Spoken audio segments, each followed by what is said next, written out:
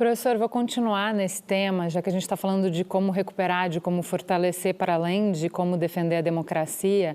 A gente tem uma pesquisa recente que acabou de sair da Quest, dizendo que 1 em cada 5 eleitores considera violência justificada caso o seu candidato perca a eleição.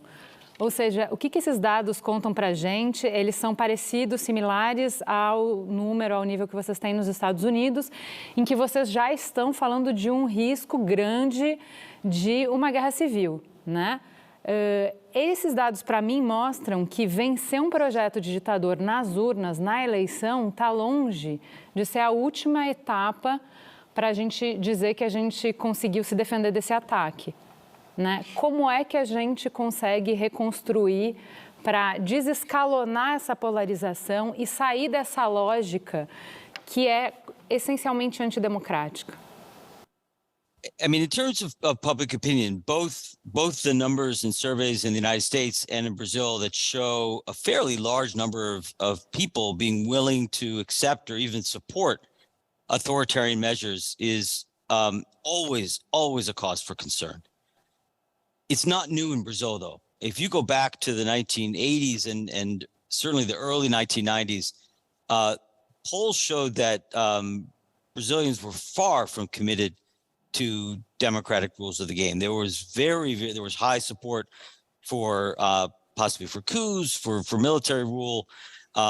It was only a bare majority of Brazilians that were committed to democracy. So democracy can survive and even take root even when the masses are not 100% committed to it. But it's very important that that political leaders, that politicians, that actors like the military, getting back to that issue, behave in a consistently democratic and responsible way. And if so, what can politicians do in both the United States and Brazil? I have been advocating, or I believe that it is incredibly important that if there is a major authoritarian threat, as we have in the United States, as we have in Brazil, it is essential that all major democratic forces from the left to the right forge a broad coalition to isolate and defeat the authoritarian. It's really important that political leaders recognize that there's a crisis, recognize that the house is on fire, put their day-to-day political fights aside, and build a broad coalition to defend democracy. And that hasn't consistently been done in the United States or in Brazil.